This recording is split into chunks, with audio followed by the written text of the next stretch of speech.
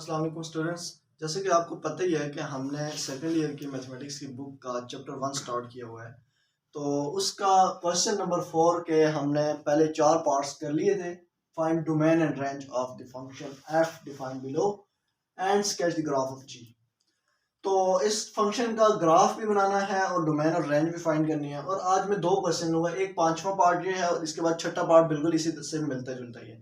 तो ये दोनों मैं आज इस वीडियो में सॉल्व करूंगा। इससे पिछली वीडियो में मैंने क्वेश्चन लिए हैं पहले 4 और उसमें मैंने डोमेन और रेंज तो फाइंड किया, लेकिन मैंने उसको ग्राफ स्केच नहीं किया।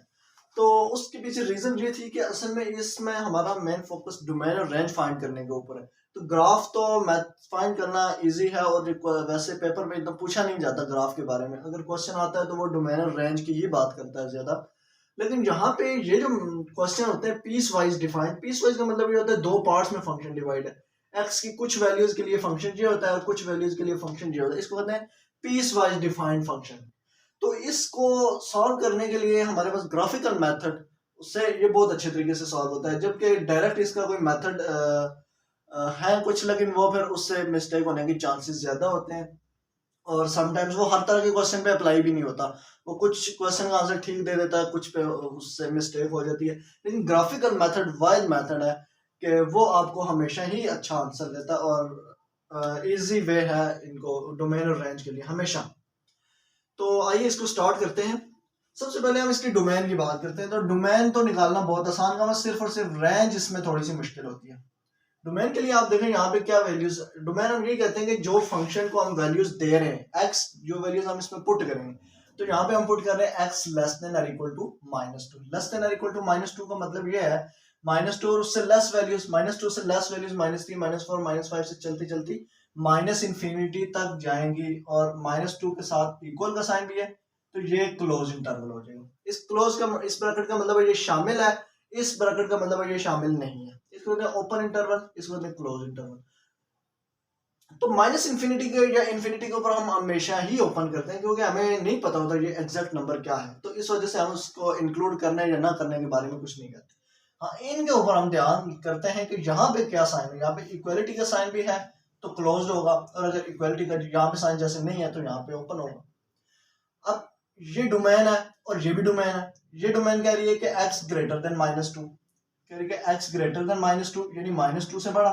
-2 से बड़ा कहां तक जा रहा है कोई पता नहीं है। तो -2 से बड़ा -1 0 1 2 करते करते ये इंफिनिटी तक जाएगा। तो ये दो हमें x की वैल्यूज गिवन थी, तो इनके बीच में हम यूनियन लगाएंगे। ठीक है, अब इन दोनों को अगर हम देखें, -इंफिनिटी से लेकर 2 और फिर -2 और -2 से ही लेके इंफिनिटी और -2 भी शामिल है। तो ये -इंफिनिटी से लेकर इंफिनिटी तक ही एक्चुअली जा रहा है, ये बीच में कोई गैप नहीं है इसमें। तो इसी को हम रियल नंबर भी कहते हैं। तो इसका मतलब क्या है कि इसकी डोमेन तो रियल नंबर आ जाएगी। अब बात करेंगे हम रेंज के ऊपर, और रेंज को हम इससे ग्राफिकल वे से देखेंगे। ठीक है, सबसे पहले हम इस पार्ट को लेते हैं 6x + 7 को। Let's suppose g of x equal to 6x + 7। ठीक है, इसको खाली g भी कह सकते हैं। जी आ गया 6x + 7। हमने सिर्फ ये पार्ट ले लिया और ये किसके लिए, x लेस देन और इक्वल टू -2 की वैल्यूज के लिए। अब इसका ग्राफ कैसे फाइंड करना है? ग्राफ फाइंड करने का भी एक और तरीका है कि आप सबसे पहले x = 0 पुट करें, इसमें g की वैल्यू निकालें, फिर x = 1 पुट करें, g की वैल्यू निकालें, 2 पुट करें, इसी तरह माइनस में भी -1 -2 पुट करें, वैल्यूज निकालें। तो ये भी तरीका होता है। दूसरा, यहाँ पे लीनियर फंक्शन जो होता है ना, x की पावर यहाँ पे 1 होती है, उसका ग्राफ का एक शॉर्टकट मेथड भी होता है। वो ये होता है, शॉर्टकट मेथड जो होता है वो आसान होता है क्योंकि हमें पता है ये एक लाइन की इक्वेशन है। लीनियर इक्वेशन जो होती है वो रिप्रेजेंट करती है लाइन को। तो इसके शॉर्टकट मेथड ये होता है कि पुट x = 0, x = 0 पुट कर दें। यहाँ पे ऑलवेज आपके पास लीनियर इक्वेशन है, आप x = 0 पुट कर दें। तो यहाँ पे 0 पुट करेंगे, क्या आ जाएगा, g = 6 × 0 0 + 7 = 7। तो यहाँ से एक्चुअली हमें एक पॉइंट मिल जाता है, x = 0 और g = 7। ठीक है, तो ये हमें एक पॉइंट मिल गया, x और y। इस फंक्शन को हम y भी लिख सकते हैं। ठीक है, g ऑफ x फंक्शन है ना, इसको y से रिप्रेजेंट कर देते हैं। जैसे हमारे पास फंक्शन हो f ऑफ x, तो उसको हम लिख देते हैं y। तो इसी तरह g ऑफ x फंक्शन है, उसको भी हम y लिख सकते हैं। ठीक है, तो ये इसको हमने y से रिप्लेस कर। तो x की जगह 0 है, y की जगह हमारी वैल्यू होगी 7। तो हमारे पास एक पॉइंट आ गया। अब दोबारा आप इसमें पुट करें y इक्वल टू 0। एक दफा x को 0 रखना है, दूसरी दफा y को 0। y को 0 रखें क्या होगा 6x प्लस 7 इक्वल टू 0। और यहाँ से अगर आप निकालेंगे तो x की वैल्यू आ जाएगी -7/6। -7 उधर चला जाएगा, 6x ऐसे 6x इक्वल टू -7 और x इक्वल टू -7/6। तो यहाँ से हमें एक और पॉइंट मिल गया। और ये कौन सा पॉइंट है -7/6।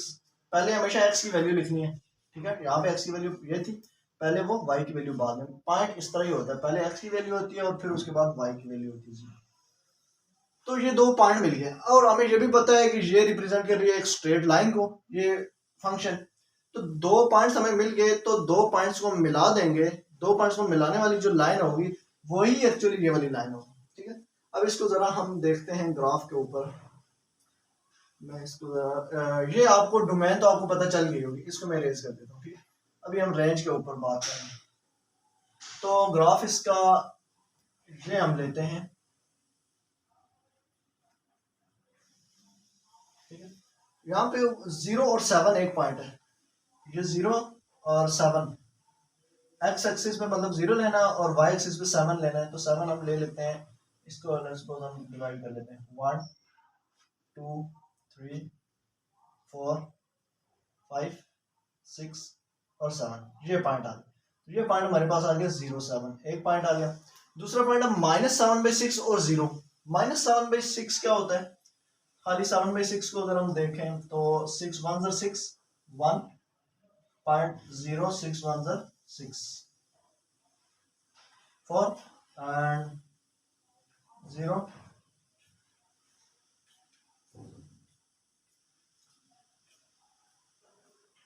तो 1.1 आ जाता है या 1.2 तकरीबन आ जाता है, ठीक है। तो 1.2 x में कहाँ पे आएगा, ये हम सपोज कर लेते हैं ये 1 है, ये 2 है। तो 1.1 इधर कहीं आएगा बीच में, यहाँ पे आएगा। और उसके करस्पॉन्डिंग क्या है, y 0 है। तो y 0 है, 0 यही है, तो ये पॉइंट बन जाएगा हमारे पास। तो ये जो लाइन है ये वाली, ये लाइन असल में इन दोनों पॉइंट्स को मिला के बनेगी, ठीक है। ऐसे करके ये लाइन इन दो पॉइंट्स में से गुजर रही है, ठीक है। ऐसे करके और ऐसे करके ये लाइन इन दो पॉइंट्स में से गुजर रही है, ये आपको पता होना चाहिए। स्ट्रेट लाइन है तो इसका कोई वो नहीं होता कि आप कहां तक रखना है इसको। इसको जितना नीचे हम एक्सटेंड करेंगे ये -इन्फिनिटी तक जाएगी और यहाँ से ये +इन्फिनिटी तक जाएगी। लेकिन यहाँ के ऊपर कंडीशन है। कंडीशन ये है कि x लेस देन और इक्वल टू -2, x को -2 से इक्वल या लेस होना चाहिए। तो अब हम यहाँ पे इसको रिस्ट्रिक्ट करेंगे। -2 कहाँ है, यहाँ पे ये -1 है, x के ये 0 होता है ना, इस तरफ प्लस होती है वैल्यू, इस तरफ -1। तो ये -1 है, ये -2 आ जाएगा। तो हमने कहा कि x की वैल्यू -2 होगी। अब ये -2 को अगर हम देखें तो ये यहां तक लेट्स सपोज चला जाता है, यहां तक जा रहा है, ठीक है। -2 यहां तक, तो इधर से लाइन फिर आगे नहीं जाएगी, क्योंकि हमने कहा कि -2 से बड़ी वैल्यूज, तो -2 से बड़ी वैल्यूज यहाँ होंगी, यानी कि सबसे इस तरफ ये वैल्यू है, इससे इधर नहीं जाना हमें, क्योंकि इधर तो -2 से छोटी वैल्यूज हैं। और हमने जाना है x लेस देन और equal to -2, x less than और इक्वल टू -2। अच्छा ठीक है, मैंने गलत बता दिया। हमने x लेस देन और इक्वल टू -2 तो लेस जाना है, यानी इस तरफ जाना है हमें।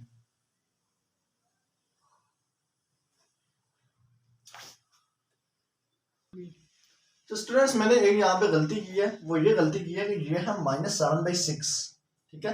तो ये 1.16 नहीं आएगा, ये -1.16 आएगा। तो ये लाइन यहाँ पे नहीं आएगी, ठीक है। इसको आपने जरा सी करेक्शन करनी है, मैंने लिखते टाइम इस पर ध्यान नहीं दिया, ठीक है। तो एक पॉइंट हमारा 0 और 7 था जो कि ये है, और दूसरा पॉइंट है -7/6 और 0, यानी कि -1.16, ठीक है। तो ये आ जाएगा यहाँ पे और साथ में 0 है, तो ये इसी लाइन के ऊपर ही आएगा, क्योंकि y 0 है ना, तो y 0 इसी लाइन के ऊपर है। y इधर फिर ऊपर 1 2 3 चलता जाता है, y 0 यहाँ पर। तो ये लाइन इधर से पास करेगी इन दो पॉइंट्स में से, इन दो पॉइंट्स में से पास करते हुए ये लाइन जाएगी ऐसे। तो इसको हम जितना मर्जी एक्सटेंड कर सकते हैं, लेकिन अब हमने इसको रिस्ट्रिक्ट करना है x लेस देन और इक्वल टू -2 के ऊपर। तो -2 हमें पता है ये है -2। अब इससे पीछे लाइन रहेगी, लेस देन का मतलब है x की वैल्यू से इस तरफ ही है ना सारी, उस तरफ तो बड़ी वैल्यूज है, हमने less than equal to two minus two रखना है, तो इस तरफ सारा करना है, यानी कि ये ग्राफ इधर से ऊपर कट जाएगा, इस तरफ नहीं जाएगा ग्राफ, बल्कि माइनस टू कहाँ पे आ रहा है, माइनस टू लेट सपोज यहाँ पे इसके इक्वल आ रहा है, तो इधर भी नहीं रहेगा ग्राफ, बल्कि ग्राफ यहाँ से अब ये लाइन जो है ये सीधी की सीधी इस तरफ जा रही है, इस तरफ ये इन्फिनिटी की तरफ जा रही है, माइनस इन्फिनिटी नीचे होता है, माइनस इन्फिनिटी की तरफ जा रही है, लेकिन यहाँ से आगे ये ग्राफ नहीं है क्योंकि माइनस टू पे है, और माइनस टू पे हमें ये वैल्यू मिल रही है, और बाकी इससे फिर इधर करेंगे तो ये मिलेगी, इधर करेंगे ये मिलेगी, इस तरह करते करते इधर माइनस इन्फिनिटी जाएंगे तो ये लाइन भी इधर जाके माइनस इन्फिनिटी देगी आंसर, ठीक है। तो ये हमने इस पार्ट का आंसर निकाल लिया इसका।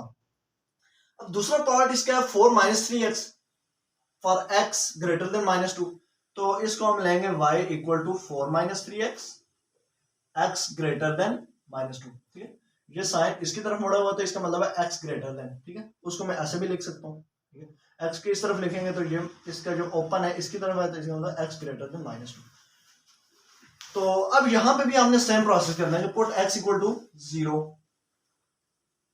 x इक्वल टू 0 पुट करेंगे तो ये आ जाएगा आपके पास y इक्वल टू 4, तो ये आ जाएगा 0 और 4, और पुट y इक्वल टू 0 करेंगे तो आपके पास x आ जाएगा, y इक्वल टू 0 हो गया तो 4 minus 3x equal to 0, 3x equal to 4 and x equal to 4/3, और 4/3 कितना होता है, 4/3 होता है 3 1 ज़ा 3 1.0 लग जाएगा, 3 3 ज़ा 9, तो ये तकरीबन 1.3 बन जाएगा, ठीक है।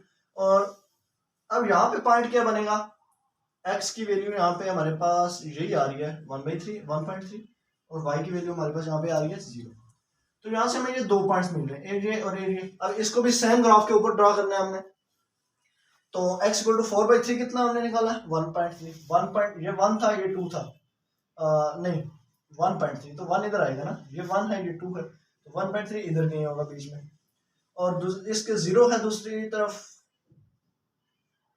यस 0 है तो y 0 है तो y 0 इसी के ऊपर, यानी ये पॉइंट मिल गया हमें एक 1.3, 0, और दूसरी तरफ हमारे पास पॉइंट है 0 और 4, x एक्सिस पे 0 कहाँ पे है, x एक्सिस ये है और इस पे 0 ये है, और हमें y पे मिल रहा है 4, तो 1 2 3 4, तो ये दो पॉइंट मिल रहे हैं 0 और 4, एक ये पॉइंट मिला एक ये पॉइंट, तो ये वाली लाइन जो होगी वो इन दोनों पॉइंट्स में से गुजर रही होगी, ठीक है, ऐसे करके। लेकिन ये इसके ऊपर भी रिस्ट्रिक्शन है, रिस्ट्रिक्शन क्या है कि x ग्रेटर देन -2 से बड़ी वैल्यूज उस तरफ होंगी, उस तरफ सारी होंगी, लेकिन इस तरफ इसका ग्राफ नहीं आना चाहिए, इस लाइन का ग्राफ इधर नहीं आएगा, -2 से बड़ी वैल्यूज के लिए होगा, तो इसकी सीध में ऊपर आप देखें तो ये ग्राफ यहाँ पे एंड हो जाएगा, यहाँ से आगे इसका ग्राफ नहीं जाएगा, और इस तरफ ये नीचे ये चलता जाएगा, ये एंड नहीं होगा, क्योंकि बड़ी वैल्यूज के आगे हमें कोई लिमिट नहीं है कि कौन सी बड़ी वैल्यू तक स्टॉप करना है, बस x ग्रेटर देन -2 यानी -2 से बड़ी आप ले लें, आगे आप इन्फिनिटी तक बेशक चलें, तो हमारा टोटल ग्राफ ये आ जाता है हमारे पास, ठीक है। अब इसमें से हमें देखना है हमारी रेंज क्या होती है, रेंज असल में होती है y की वैल्यूज, डोमेन होती है x की वैल्यूज और रेंज होती है y की वैल्यूज। तो यहाँ पे अगर आप देखें तो हमारी y की वैल्यूज ऐसे होती हैं, तो y की वैल्यूज हमारे पास मैक्सिमम ग्राफ हमारे पास यहाँ तक जा रहा है, ठीक है, यहाँ तक जा रहा है, यहाँ से ऊपर हमारे पास ग्राफ नहीं है। इधर से नीचे की तरफ अगर देखें तो इसी को लाइन को पकड़ के चले तो ये नीचे माइनस इन्फिनिटी तक जा रहा है, यहाँ से नीचे ग्राफ में कोई ब्रेक नहीं। हाँ, इसको अगर आप देखें तो ये है, लेकिन यहाँ से लाइन डबल हो जाती है, इस तरफ भी है इस तरफ भी है, तो ये कहने का मकसद ये है कि इधर से नीचे ग्राफ है माइनस इन्फिनिटी तक, लेकिन यहाँ से ऊपर आपके पास कोई भी कहीं भी किसी तरफ भी इस तरफ भी इस तरफ भी कहीं भी ग्राफ है, तो आपके पास मैक्सिमम वैल्यू ये आएगी, ठीक है। तो हम खैर इन दोनों की देखते हैं क्या वैल्यूज आती हैं। अब इसकी अगर हम बात करें तो हम चेक करते हैं, ये ग्राफ यहाँ से यहाँ तक था तो यहाँ पे क्या वैल्यू होनी चाहिए, ये ग्राफ था किसका, ये 6x + 7 का था, ठीक, तो ये वैल्यू क्या आएगी। अब ये वैल्यू हमारे पास मिली थी, एक्चुअली हमें -2 के ऊपर मिली थी, अब -2 के ऊपर मिली थी, लेकिन ये वैल्यू है क्या, y में हमें क्या वैल्यू, हमें y की वैल्यू चेक करनी है कि इस -2 के ऊपर यहाँ y की वैल्यू क्या है, तो इसमें पुट करके देखें इसे जरा।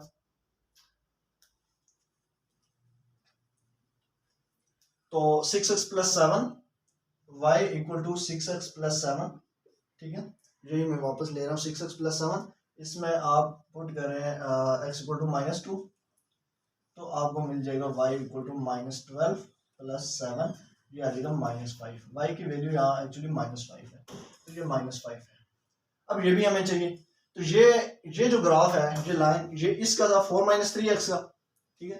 तो ये क्या था, y equal to 4 - 3x, y equal to 4 - 3x। और यहाँ पे कौन सी ये किस जगह के ऊपर आया है, ये भी -2 के ऊपर है ना, ये -2 की सीध में हमने लिया था, इससे आगे हमने कहा था नहीं लिया, ये दोनों -2 पे एक्चुअली लिया। तो आपको ये वाली वैल्यू पुट करनी होती है, तो -2 इसमें भी पुट करें, आपके पास आ जाएगा 4 - 3 इंटू -2, तो ये 4 + 3 = 6, तो ये 10 आ जाएगा। तो इसका मतलब है y की ये वैल्यू 10 है, ठीक है। तो अब हम अगर देखें, हम इसकी रेंज देखते हैं, इसकी में y की वैल्यूज क्या होती हैं, इसमें y की वैल्यू स्टार्ट हो रही है -5 और नीचे -∞ तक जा रही है। तो -∞ पहले लिखना है आपने और -5 बाद में लिखना है, और -5 यहाँ पे शामिल है, ठीक है। इसकी बात अगर आप करें तो ये वाला इक्वल का साइन है, तो -5 शामिल होगा, लेकिन यहाँ पे शामिल नहीं होगा, क्योंकि ये इसलिए इसे सर्कल लगा देते हैं, क्योंकि यहाँ पे आप देखें x में 2 की वैल्यू शामिल नहीं है, -2 की वैल्यू, -2 की जो वैल्यू आ रही है वो इसमें शामिल नहीं है, इससे खाली बड़ी वैल्यू शामिल। अब इसके ग्राफ को भी जरा देखें, इसकी रेंज क्या आ रही है इस ग्राफ की, यूनियन लगाते हैं, ठीक है, बीच में, ठीक है। अब यहाँ पे हमारे पास आ रही है 10 और नीचे -∞ तक जा रही है, तो -∞ से लेके 10 तक जा रही है और 10 शामिल नहीं है, ठीक है। तो इन दोनों की रेंज हमने लिख दी, इसकी रेंज ये थी और इसकी रेंज ये थी। अब इन दोनों को कंबाइन करके अगर हम लिखेंगे तो कैसे होगा, -5 है, इस तरफ 10 है, तो ये आप देखें 0 है, इस तरफ -1 होता है, इस तरफ 1 होता है, जो -5 इधर कहीं -5 लेट्स सपोज आ जाता है, इस तरफ हमारा कहीं आ जाता है 10। तो एक ग्राफ हमारा है यहाँ से -∞ इधर गई है, तो एक -∞ से लेकर -5 तक है, -5 शामिल है बीच में, और दूसरा ग्राफ हमारे पास -∞ से लेकर 10 तक है, -∞ से लेकर 10 तक है। अब इन दोनों को यूनियन करेंगे तो क्या होगा, मतलब जो कॉमन होता है वो भी आता है और दोनों का आते हैं, इसमें पार्ट आता है। अब ये यहाँ से ये तो शामिल है, ये इसमें भी है, इसमें भी है, और इसमें यहाँ से एक्स्ट्रा भी है यहाँ तक। तो ये वाली हम पॉइंट अगर देखें -∞ से लेकर 10 तक, -∞ से लेकर 10 तक, ये वाला हमारा आंसर बन जाएगा यहाँ पे रेंज का, क्योंकि इन दोनों को यूनियन करने से हमें ये मिला कि इधर से पीछे ग्राफ में कहीं ब्रेक नहीं है, -∞ से लेकर 10 तक हमारा आंसर आएगा, ठीक है। बुक के अंदर में भी आंसर थोड़ा सा चेंज है इसमें, और चेंज होने की वजह यह है कि यहाँ पे उन्होंने क्वेश्चन जो लिया हुआ है वो लिया हुआ है 4x - 3, बुक में यही क्वेश्चन गिवन है, लेकिन जो आंसर आएगा उसको ये लेके अगर आप सॉल्व करेंगे तो उसका आंसर आपके बुक के अकॉर्डिंग आएगा। अदरवाइज इसका करेक्ट आंसर यही है, ये इसकी आ जाती है रेंज, और डोमेन मैंने आपको पहले ही बता दी थी स्टार्ट में, वो रियल नंबर ही आती है -∞ से लेकर ∞। अब ये वीडियो ऑलरेडी काफ़ी लंबी हो गई है, तो इसका अगला पार्ट 6 पार्ट है वो अगली वीडियो में करेंगे। तो उम्मीद है आपको समझ आ गई है। कोई भी अगर आपकी क्यूरी है, कोई भी चीज़ समझ में नहीं आई तो वो आप कमेंट में पूछ सकते हैं। और इसके अलावा ये थोड़ा सा लेंथी लग रहा है, लेकिन है नहीं, क्योंकि मुझे साथ समझाना पड़ रहा है, इस वजह से लेंथी है। अदरवाइज आप खुद करेंगे 1-2 दफ़ा प्रैक्टिस तो ये आपको बहुत ईजी लगने लगे। तो उम्मीद है आपको समझ आ गई। नेक्स्ट वीडियो तक के लिए अल्लाह।